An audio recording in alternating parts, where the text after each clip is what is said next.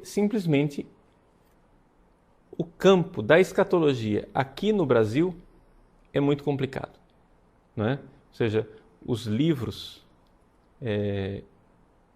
que poderiam ser indicados, poderia se indicar partes de livros aqui e ali, mas não um manual que trate da coisa do início ao fim, que seja confiável. Por quê? Porque os teólogos que estão tratando a questão de escatologia aqui no Brasil estão distorcendo a escatologia para que ela encaixe nas suas necessidades de visão liberal do mundo e, ao mesmo tempo, visão socialista do mundo. Explico. Visão liberal do mundo. A escatologia é vista sempre a partir de um certo empirismo, não é? Então, por exemplo, a escatologia individual, vamos pegar essa parte. O ser humano vai morrer. Ora, o que é que nós, cristãos católicos, sempre cremos há 2000 anos? Que a pessoa morre e, então, a sua alma vai para junto de Deus, onde ela é julgada, não é? Então, a morte é seguida de um juízo individual e a pessoa, então, vai para dois destinos diferentes. Ou ela é condenada, e a condenação é eterna, ou ela é salva. Agora, para que a pessoa seja salva, ali nós temos duas alternativas. Ou a pessoa já está pronta para ir para o céu, como o caso, por exemplo, dos mártires, que já com o martírio já padeceram o que tinham para padecer, então, com o martírio já vão direto para o céu. Ou, no caso da pessoa não está pronta para o céu, já está salva, mas não está pronta para o céu, então ela deve padecer no purgatório para poder entrar para o céu. Essa é a realidade. E é isto que nós cremos, que a pessoa morre, tem esses dois possíveis destinos, condenação ou salvação, e que irá aguardar o fim dos tempos, onde no fim dos tempos haverá a ressurreição dos mortos. O que é que se ensina hoje na maioria esmagadora dos cursos de teologia do Brasil? Se ensina, número 1, que a alma não existe. Número 2, que a pessoa, quando morre, já ressuscita no além imediatamente. Significando que esta ressurreição ela é na meta-história, não é? Ela é fora da história. Isso quer dizer que qualquer realidade da ressurreição não tem ligação nenhuma com este mundo aqui. Isso quer dizer que você está lá, no mesmo momento em que você está enterrando um corpo aqui nesse mundo, o corpo está ressuscitando lá no outro. Então, quer dizer, aquele corpo lá ressuscitado não tem nada a ver com este. Não é? Então é por isso que nós vemos padres, né, pregadores na igreja, falando em pleno velório, né, nosso irmão já ressuscitou. Como já ressuscitou? Estou vendo cadáver aqui na minha frente. Por que esse tipo de teologia? Simplesmente por um fato. Essas pessoas não estão dispostas a crer na intervenção de Deus na história, no sentido de milagres, de coisas sobrenaturais que aconteçam e que não sejam comprovadas cientificamente por aquilo que eles creem sejam as leis férreas da ciência. Então, é uma camisa de força. A religião cristã, se você vai apresentar a religião cristã para o mundo moderno, você não pode falar em milagres, você não pode falar em coisas extraordinárias, não. Tudo aquilo que eu tenho para dizer para vocês acontece dentro de mim, né, no sentido que eu tenho da minha vida, etc e tal, e lá na meta-história. Mas nada, não há milagres, não há intervenções divinas, não há nada aqui nesse mundo, a não ser dentro do coração do homem. O homem é o único lugar onde Deus age. Então, mortos não ressuscitam nesse mundo. O problema é que essas pessoas terminam, então, negando também a ressurreição de Cristo. e dizendo que a ressurreição de Cristo é o seguinte: Jesus morreu e o cadáver dele foi enterrado e que, na verdade, não houve túmulo vazio. Mas as pessoas interpretam miticamente a ressurreição dessa forma.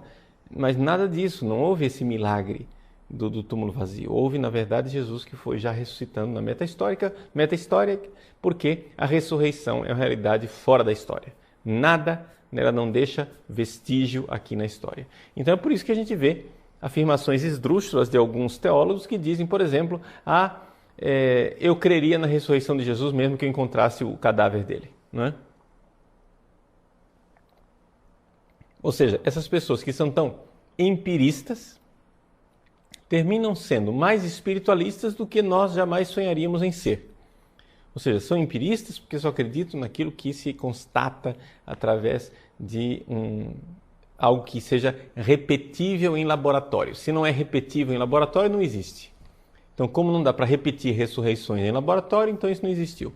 Como não dá para repetir milagres em laboratórios, também não existem. Né? Então, essas pessoas estão, vamos falar, materialistas, no sentido de que são empiristas, só os dados, os sentidos equivalem, terminam sendo, no campo e na matéria religiosa, de um idealismo abstracionista e espiritualista desencarnado muito mais do que jamais nenhum cristão tradicional sonharia em sê-lo. Porque acreditam que ressurreição é um negócio assim simbólico, etéreo, lá do outro lado, etc. Que ninguém sabe que consistência tem no mundo real.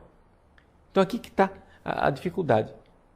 Resumo, qual é o problema aqui? Chama-se falta de fé. Falta de fé. Ou seja, nós católicos cremos naquilo que a igreja crê. Há 2000 anos, que os santos creram.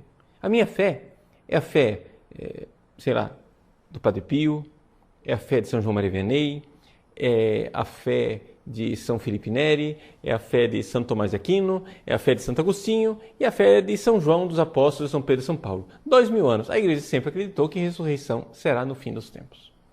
A ressurreição nossa será no fim dos tempos e que Jesus ressuscitou aqui, onde Jesus entrou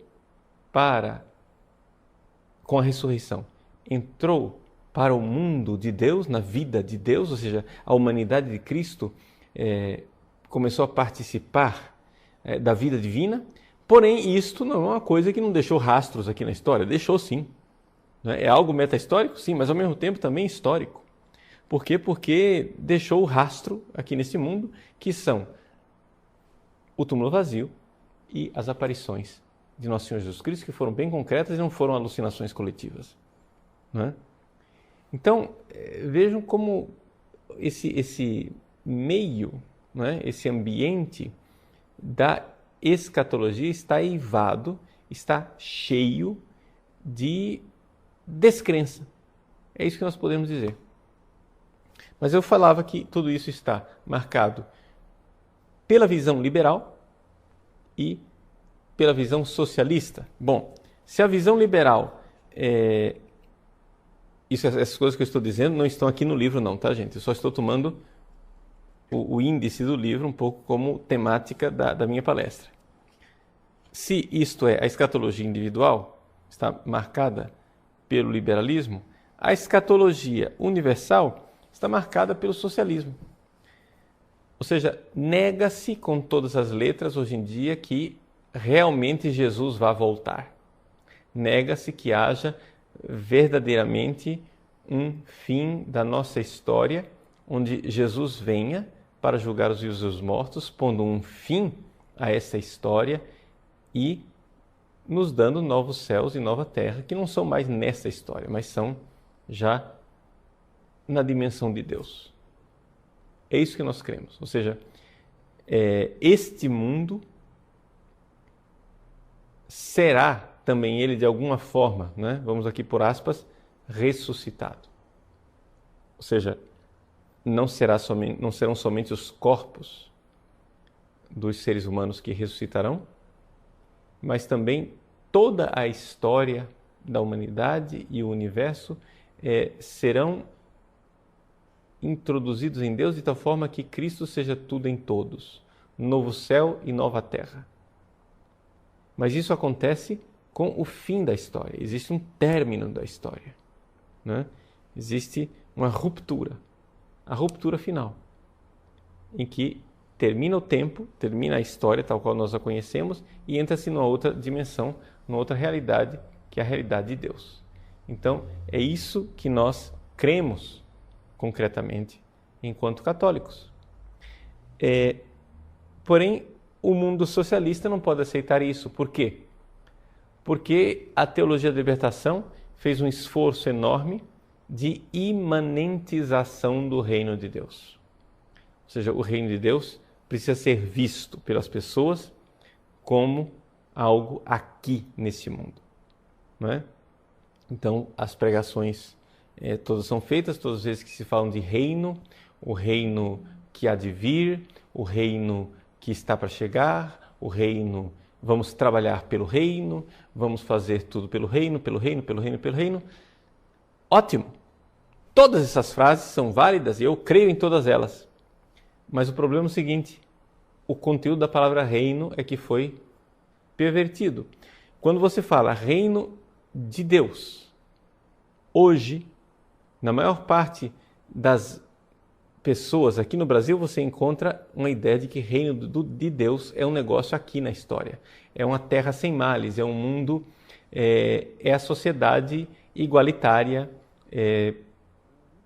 sem luta de classes, que propõe o socialismo. Isso é o reino para a maior parte das pessoas. Então é por isso que eu sistematicamente prefiro já não usar mais a palavra reino de Deus e uso a fórmula preferida de São Mateus, né? São Mateus nunca fala reino de Deus, porque ele sendo judeu, ele evita a palavra Deus e põe sempre reino dos céus, né? Então, a gente fala de reino dos céus, então as pessoas, sim, não é aqui, não é esse mundo, é nos céus, né? Novo céu e nova terra, entrar na dimensão de Deus. Então fica mais claro.